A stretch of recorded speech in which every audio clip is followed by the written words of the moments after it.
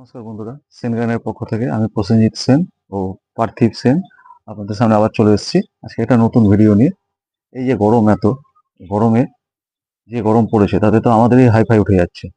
আমরা কি করছি, বাইরে বেড়াতে গেলে গরমের প্রোটেকশন নিচ্ছি, ঠান্ডা পানীয় কিছু খাচ্ছি, যেমন ডাবের জল খান, লস্যি খান, শরবত খান, এগুলো খাচ্ছি। ঘরে এসে ছায়াতে রেস্ট নিচ্ছি। কিন্তু এই যে যেসব গাছ বাইরে আছে, ছাদের উপর আছে, বাইরে আছে, তাদের সারাক্ষণ তারা কিন্তু রোদ্রের মধ্যে আছে।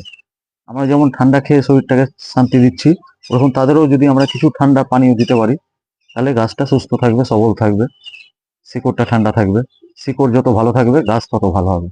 তাই বলে এই না যে রাস্তায় যত গাছ দেখলাম, মাটিতে যেসব বড় বড় গাছ লাগানো আছে, তারা তো মাটি থেকে খাবার পাচ্ছে। কিন্তু যেসব গাছ ছাদের মধ্যে রেখেছি, টবে, অল্প মাটি, টবের মাটিতে, তাদের তো মাটি গরমে অনেক যে হিট পড়েছে, তাদের তো মাটিও গরম হয়ে যাবে। সেই জন্য গাছকে যদি একটু ঠান্ডা কিছু দিতে পারি খাওয়ার, আমাদের যেমন আমরা শরবত, লস্যি খাচ্ছি, এই ধরনের ঠান্ডা গাছকেও একটা শরবত বানিয়ে দিই, তাহলে গাছটাও সুস্থ থাকবে। আমাদের শরবত খেতে গেলে তো অনেক টাকা দাম, একটা ডাব কিনতে যাবেন 50-60 টাকা, লস্যি খাবেন 30-40 টাকা। কিন্তু এই গাছের যে এত খরচা করতে হয় না। আমার রান্নাঘরে ফেলে দেওয়া জিনিস থেকে কিন্তু আমি এটা করতে পারবো।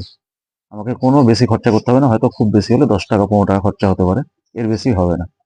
আমি যা জিনিস রান্নাঘরে ব্যবহার করি, ফেলে দেওয়া জিনিস দিয়ে আমি গাছের জন্য সুন্দর করে একটা সুন্দর ঠান্ডা শরবত করতে পারি, যেটা আমরা গাছকে দিতে গেলে গাছ সুস্থ থাকবে, সবল থাকবে গরমের দিনে। এটাই কিভাবে করতে হবে আমরা আজকে ওটাই দেখাবো। একটু দেখেন। প্রথমে কি করব, আমরা যে কোনো একটা প্লাস্টিকের বালতি হোক, মাটির হাঁড়ি হোক, যে কোনো কারোর মধ্যে আমি 3 লিটার 4 লিটার, যেমন আপনি নিতে পারেন, যেমন পরিমাণ আপনার গাছ সেই হিসাবে বানাতে পারেন। আমি 3 লিটারের মতো অল্প করে বানিয়ে আপনাদের দেখাচ্ছি। 3 লিটারের মতো জল নিয়ে নিলাম, প্লেন জল। তার মধ্যে কি দেবো, এই যে ঘুটা, যেদের বাড়িতে গরু আছে তাদের বাড়িতে এখানে গেলেই পেয়ে যাবেন ঘুটা। আমি 3টা ঘুটা দিয়ে করছি।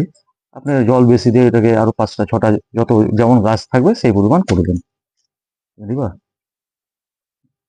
এইভাবে ভাঙতে পারবা, দেখো এইভাবে আবার ভাঙতে পারবো শক্ত, হ্যাঁ এইভাবে দিয়ে দাও। এইভাবে আমরা ঘুটাগুলোকে, খুব শক্ত পারবা না, শক্ত আছে, তুমি ওইগুলো দাও। এইভাবে আমরা ভেঙে ভেঙে ঘুটাগুলোকে দিয়ে দিলাম। দিয়ে এবার দিব কি, এর মধ্যে পেঁয়াজ খোসা, পেঁয়াজের খোসা আমরা এর মধ্যে দিয়ে দিব। নিচু কথা, এই রান্নাঘরে যে পেঁয়াজ ব্যবহার করি তারই খোসা, এই পেঁয়াজের খোসা দিয়ে দিব এর মধ্যে। তারপরে দিব রসুনের চোকা, দাও, রসুনের চোকা দিলাম।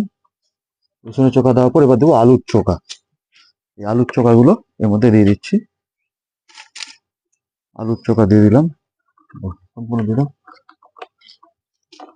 আলুর চোকা দেওয়ার পর এবার দেবো শশার চোকা। এই যে শশার চোকা, দেখি তো শশার চোকা, এই যে শশার চোকা, এই শশার চোকাগুলো আমরা এর মধ্যে দিয়ে দেবো। এবার আর দিব সঙ্গে অ্যালোভেরা, ছোট ছোট করে আমরা কেটে নিয়েছি, এই যে টুকরা করে কেটে নিয়েছি।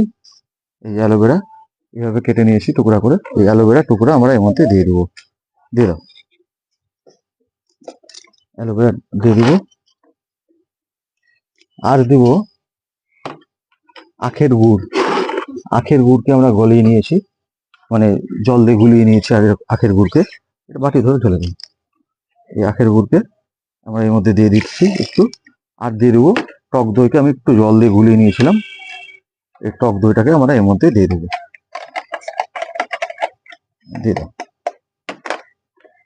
এই টক দইটাকে আমরা এর মধ্যে দিয়ে দেবো।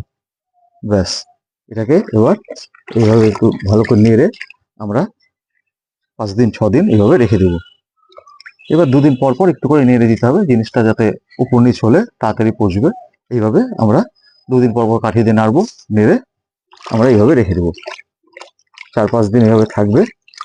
5 দিন রাখেন, 6 দিন রাখেন, মিনিমাম 5-6 দিন রেখে দিবেন। রেখে দিয়ে তারপরে আমরা এবার কিভাবে দিব আমি দেখাবো। 5-6 দিন পর আপনাদের দেখাচ্ছি কিভাবে এটা তৈরি হয়ে যায়। তৈরি হয়ে গেলে কিভাবে ব্যবহার করতে হবে সেটা দেখিয়ে দিচ্ছি। এই 5 দিন পর আবার চলে এসেছি আপনাদের কাছে। এই 5 দিন আমি এটাকে রেখেছিলাম, একটু ভালো করে নাড়িয়ে নিচ্ছি। 5 দিন পর এই যে তৈরি হয়ে গেছে এরকম। এবার এটাকে আমি অল্প করে দেখাচ্ছি, 1 মগ নিয়ে দেখি। এই, হাত দিবি?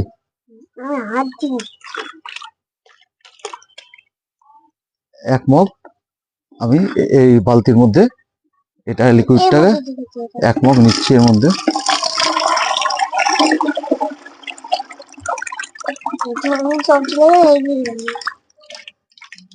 এই 1 মগ, এই 5 দিন পরে লিকুইডটা 1 মগ নিয়ে তার মধ্যে আমি প্লেন জল আরো 3 থেকে 4 মগ প্লেন জল মিশিয়ে দেবো এর সঙ্গে। এইভাবে আমি 2 মগ